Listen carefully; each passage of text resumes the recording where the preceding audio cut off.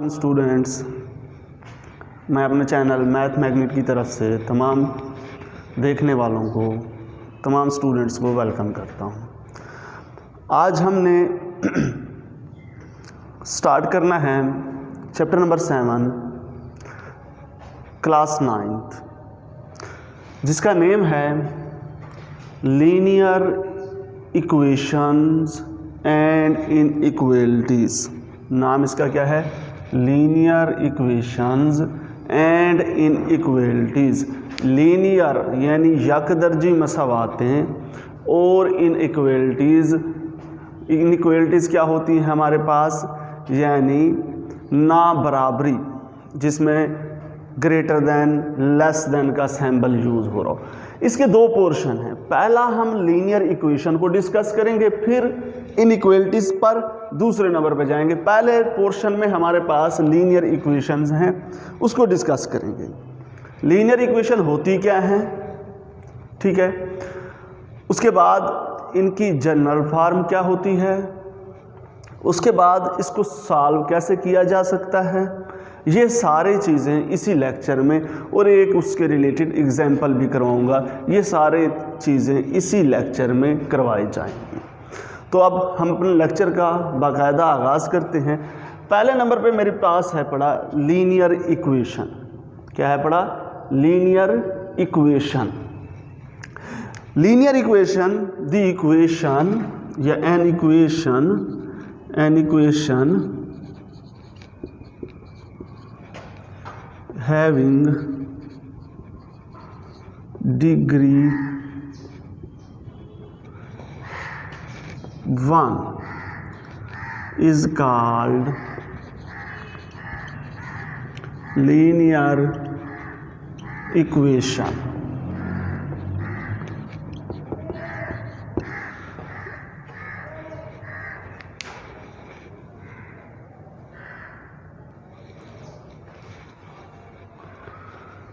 Linear equation क्या है हमारे पास? लीनियर इक्वेशन यानी जिसे हम यकदर्जी मसावात कहते हैं। एन इक्वेशन ऐसी मसावात हैविंग, जिसके पास डिग्री 1, जिसकी डिग्री 1 हो। An equation having degree 1 is called linear equation. उसे हम क्या बोलते हैं? लीनियर इक्वेशन यानी यकदर्जी मसावात। इसकी जनरल फॉर्म मैं लिखूंगा या standard form. Standard form of linear equation is, linear equation में इक्वेशन पूरा नहीं लिखा, इज ax प्लस बी। क्या होगा? इस तरह की शक्ल होगी इसकी, ax प्लस बी, वेयर यहाँ पर जो a और b होंगे ये रियल नंबर से बिलोंग करेंगे। समझ आ गई? a और b किससे ताल्लुक़ रखेंगे? ये कोई नंबर होंगे, 2 होगा, 3 होगा, माइनस का 2 हो सकता है, एनी नंबर होगा रियल। ये याद रखना, रियल नंबर होगा, उसमें ऐसा नहीं होगा कि कोई अयोटा वाले टर्म आ जाए, रियल नंबर होंगे। ये हमारे पास क्या हो गया? लीनियर इक्वेशन हो गया। क्या हो गया? Linear equation. Once again I will repeat this whole concept, very easier concept. Linear equation, linear equation हमारे पास क्या होता है? एन इक्वेशन हैविंग डिग्री 1, जिसकी डिग्री 1 हो, is called linear equation. Standard form of the ax plus. For example भी दे देता हूं। फॉर एग्जाम्पल मिसाल के तौर पर मेरे पास 4x प्लस 2। अब इसमें देखो, ये मेरे पास इसकी डिग्री 1 है। हमारे पास x क्या है? x की पावर 1 है। अच्छा, ये मैंने स्टैंडर्ड फॉर्म जो लिखी है ना of linear equation in 1 variable लिखी है। Standard form of linear equation in 1 variable, ये बात याद रखना, इन 1 वेरिएबल x, इन 1 वेरिएबल एक्स। ये याद रखना, 2 वेरिएबल्स में भी हो सकती है, 3 वेरिएबल्स में भी हो सकती है, इससे ज़्यादा वेरिएबल में भी हो सकती है। ये अभी आपके कोर्स में नहीं है, जो आपके कोर्स में है हम उसको डील कर रहे हैं। ये हमारे पास एक ही वेरिएबल यूज़ हो रहा है एक्स, इसके अलावा कोई दूसरा वेरिएबल इसमें यूज़ नहीं हो रहा, ठीक है। ये एक वेरिएबल में लीनियर इक्वेशन है पड़ी, 2 वेरिएबल में भी हो सकती है। चलो मैं उसके बारे में थोड़ा सा बता दूं, 2 वेरिएबल में कैसे होगी linear equation. Let's suppose 2x + 3y + 5, देखो इनकी डिग्री 1 है और इधर 2 वेरिएबल हैं। इसी तरह 3 वेरिएबल में भी हो सकती है, ज़्यादा वेरिएबल में भी हो सकती है। मैं उम्मीद करता हूँ ये बातें आपको क्लियर हो गई होंगी। अब मैं जा रहा हूँ अगले कॉन्सेप्ट की तरफ। हमारे पास जो है टेक्निक्स, जो तरीकाकार होता है टू सॉल्व, हल करने का the equation, the linear equation, linear equation को हल करने का जो तरीकाकार होता है, उसमें ये स्टेप्स आपने करने हैं। पहले नंबर पे, if there is a fraction, अगर कोई फ्रैक्शन होगी, जैसा कि इधर मैंने एक एग्जांपल ली हुई है, फ्रैक्शन यानी कसर में होगा, remove the denominator of the fraction. अगर फ्रैक्शन है तो उसके डिनोमिनेटर को वैनिश कर दो, खत्म कर दो। पहला स्टेप, बाय एलसीएम, एलसीएम लेके, क्या लेके, एलसीएम लेके। काइंडली एक स्टेप को समझना है। उसके बाद रिमूव द ब्रैकेट्स, अगर कोई ब्रैकेट्स आ जाती हैं उनको खत्म करें, अगर नहीं तो छोड़ दें। तीसरा step, combine the similar term, जो एक जैसी टर्म्स होंगी, जैसे हमारे पास ऐसा हो, एक्स वाली टर्म्स को इकट्ठा कर लेंगे, कॉन्स्टेंट्स वाली टर्म को इकट्ठा कर लेंगे, समझ आ गई ऐसे। फिर उनके दरमियान प्लस और माइनस के ऑपरेशन होंगे, उनको लगाएंगे, यानी अगर वो उनके दरमियान प्लस हो रहा है तो प्लस कर देंगे, उनके दरमियान माइनस हो रहा है तो माइनस कर देंगे। फिर वेरिएबल के साथ कोई अगर कांस्टेंट लगा हो, जैसा कि ये देखो मेरे पास लगा हुआ है, लेट्स सपोज मेरे पास आता है 3x लिखा हुआ है, तो इसको आइसोलेट करूंगा। किसको आइसोलेट करूंगा? वेरिएबल को आइसोलेट करूंगा, उसका कोफिशिएंट्स मैं अलग कर लूंगा आइसोलेट करके, ठीक है। उसके बाद वेरीफाई करूंगा अपने आंसर को, जो मेरा आंसर है उसकी मैं क्या करूंगा, वेरिफिकेशन करूंगा कि मेरा आंसर ठीक है या गलत है। अब ये जो स्टेप्स हैं ये इतने अच्छे तरीके से समझ नहीं आएंगे, जब मैं इनको अप्लाई करूंगा तो ये आपको और अच्छे तरीके से समझ आएंगे। आए अब एक एग्जाम्पल करते हैं, इन्हीं स्टेप्स को फॉलो करते हुए, इन्हीं स्टेप्स को फॉलो करते हुए एक एग्जाम्पल करने जा रहे हैं हम। इन्हीं स्टेप्स को फॉलो करते हुए एक एग्जाम्पल करने जा रहे हैं। क्या है हमारे पास, ये एक इक्वेशन दी हुई है बिलीनियर इक्वेशन, और इसके नीचे फ्रैक्शन भी है, फ्रैक्शन भी है पड़ी। तो करना क्या होगा हमें फर्स्ट ऑफ ऑल पहला स्टेप है, if fraction is given then remove the denominator, denominator को खत्म करो। कैसे? एलसीएम लेके।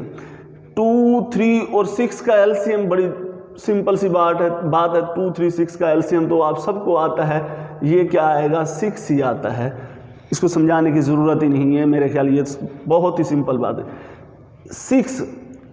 6 एलसीएम आते हैं, तो दोनों साइडों से 6 से मल्टीप्लाई कर दो, दोनों साइडों से 6 से मल्टीप्लाई कर दो। पहला स्टेप जो एलसीएम होगा उसी से आप मल्टीप्लाई करोगे, मल्टीप्लाई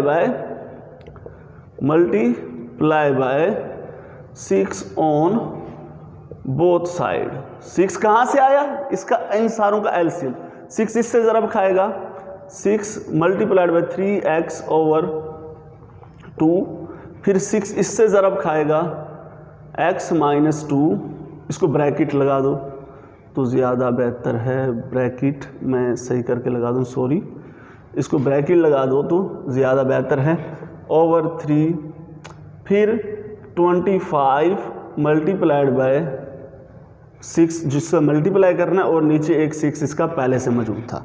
हमने क्या कर दिया, डिनोमिनेटर्स को ख़त्म करने के लिए जो एलसीएम था उसको दोनों तरफ से मल्टीप्लाई कर दिया। Next step, 2 3 * 6, 3 2 * 6, 6 1 jar 6।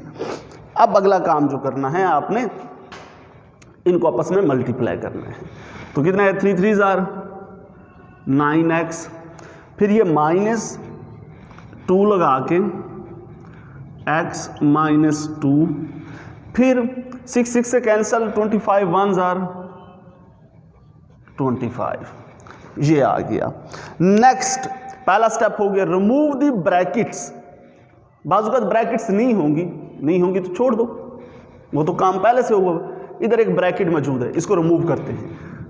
9x 2, इससे ये माइनस का 2x हो जाएगा क्योंकि माइनस का 2 है, minus minus plus 2 2 jar 4 25, brackets खत्म हो गई। तीसरा काम कंबाइन द सिमिलर टर्म्स। ये एक जैसी टर्म है, ये इनके साथ नहीं मिलती, ये इसके साथ मिलती है, उसको उधर ले जाऊंगा। Combine the similar term, combine the similar term, तो 25 ये उधर जाएगा, माइनस का हो जाएगा। ये मेरे पास एक जैसी टर्म्स हैं, ये एक जैसी, इनके साथ x है, इनके साथ x नहीं है, तो मैंने एक जैसी टर्म को कंबाइन कर दिया। मेरे 3 स्टेप मुकम्मल हो गए। Apply the plus minus operation. अगर प्लस का ऑपरेशन लगा हुआ है दरमियान में तो प्लस कर दो, माइनस का लगा होता है तो माइनस कर दो। 2x माइनस का प्लस का 9x है तो 7x बचेगा, और इधर कितना बचेगा 21। अब ये भी हो गया।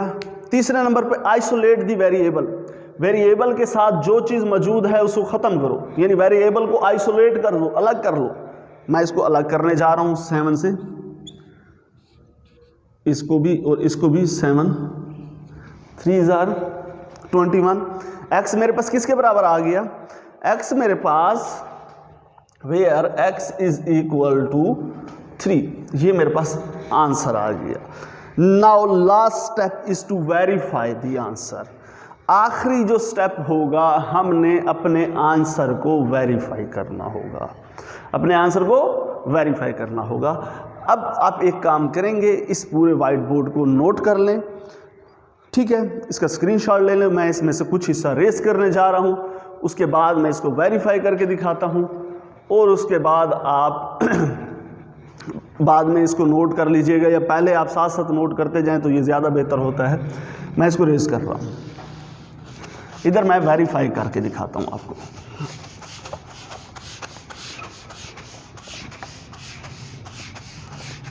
Now we will verify.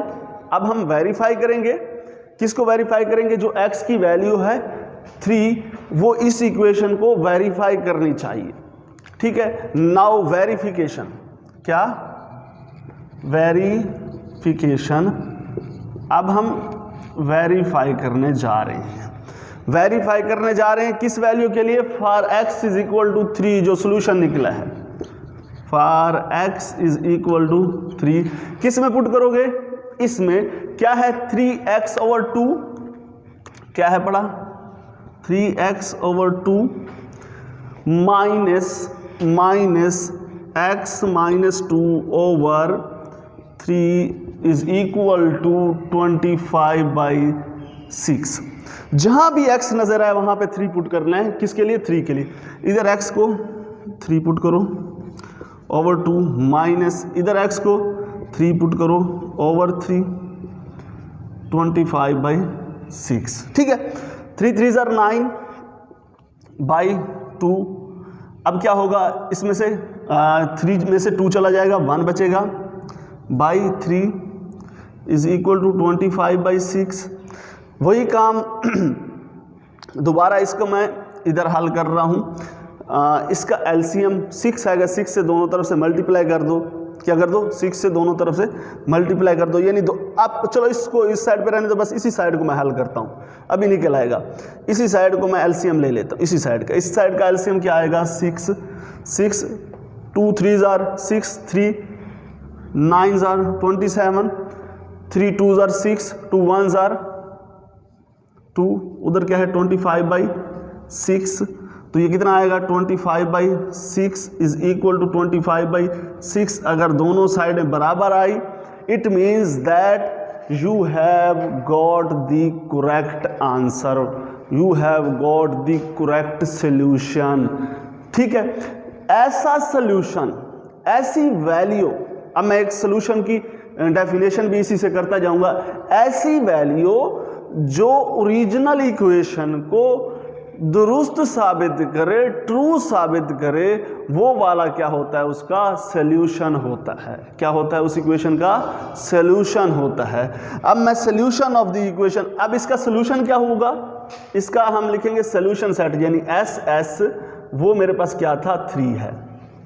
अब मैं सॉल्यूशंस की क्या करूंगा, डेफिनेशन करूंगा, सॉल्यूशन की डेफिनेशन करूंगा। मैं इन चीज़ों को रेज कर रहा हूं, सॉल्यूशन की डेफिनेशन करूंगा। अब मैं सॉल्यूशन ऑफ द इक्वेशन की डेफिनेशन करूंगा। सॉल्यूशन क्या होता है, जो हमारी ऐसी वैल्यू जो ओरिजिनल इक्वेशन को ट्रू साबित करे। Solution, solution of an equation, the value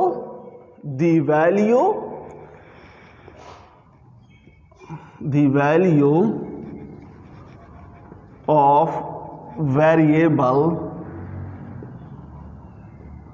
x that proves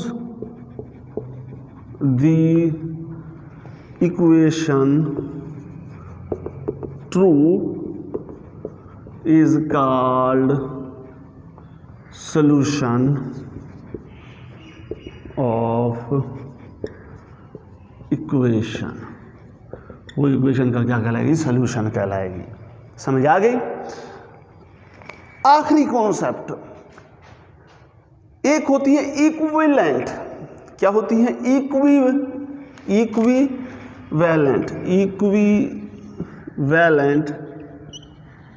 equations. कौन सी equations, equivalent equation.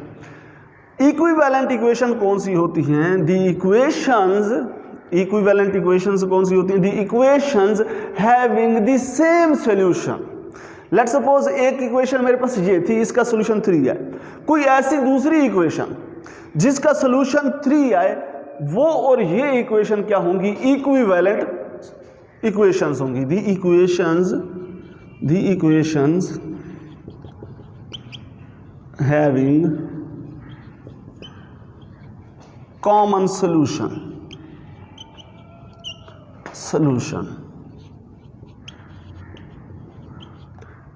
having common solution are called equivalent equations. Now I will repeat my whole lecture, that is introductory lecture, but most important lecture to understand these equations, and equations are necessary to solve the higher mathematics. That is very very very important lecture. Please watch it carefully and ask me a question. Now I will repeat whole lecture from point 1 to point last. And पहले number पर मैंने linear equation बताया। Linear equation क्या थी, the equation having degree 1 is called linear equation. और हमारे पास उसकी standard form कैसी थी, एक वेरिएबल में जो लीनियर इक्वेशन होती है ए एक्स प्लस बी, ए और बी क्या थे, रियल नंबर्स थे। उसके बाद उसको सॉल्व करने के लिए 6 प्रोसेस होते हैं। पहला प्रोसेस था कि हम क्या करेंगे, डिनोमिनेटर को ख़त्म करेंगे एलसीएम लेके। दूसरा, ब्रैकेट्स को ख़त्म करेंगे। तीसरा, हम क्या करेंगे ब्रैकेट्स ख़त्म करने के बाद हम क्या करेंगे, उसमें ब्रैकेट्स ख़त्म करने के बाद हम सिमिलर टर्म्स को इकट्ठा करेंगे। चौथे नंबर पे हम प्लस माइनस करेंगे। और 5वें नंबर पे हम वेरिएबल को आइसोलेट करेंगे। और छठे नंबर पे हम उसकी वेरिफिकेशन करेंगे। और जो अगर वो आंसर वेरीफाई कर गया तो वो उसका क्या होगा, सॉल्यूशन होगा। क्या होगा, सॉल्यूशन होगा, यानी हल सेट होगा। Solution of the equation, the equation of the the value of an variable, the value of the variable x that proves the equation true, the value of the variable that proves the equation true, जो equation को दुरुस्त साबित करे वो हमारे पास क्या होती है, उसका सॉल्यूशन होती है। तो इसकी वैल्यू 3 थी जो इसको ट्रू साबित करे। बाज़ औक़ात ऐसा होता है 2 से ज़्यादा इक्वेशंस होती हैं, उनका एक ही सॉल्यूशन होता है, तो वो कौन सी होती हैं, इक्विवेलेंट इक्वेशंस होती हैं। ऐसी इक्वेशंस जिनका सॉल्यूशन कॉमन हो, एक जैसा हो, वो इक्विवेलेंट इक्वेशंस कहलाती हैं। मैं उम्मीद करता हूँ जो मैंने कॉन्सेप्ट समझाया है ये आपको अच्छे तरीके से समझ आ गया होगा। अगर कोई भी मसला होगा तो कमेंट सेक्शन में मुझे लाजमी बताइएगा। अल्लाह हाफिज़, अल्लाह निगहबान।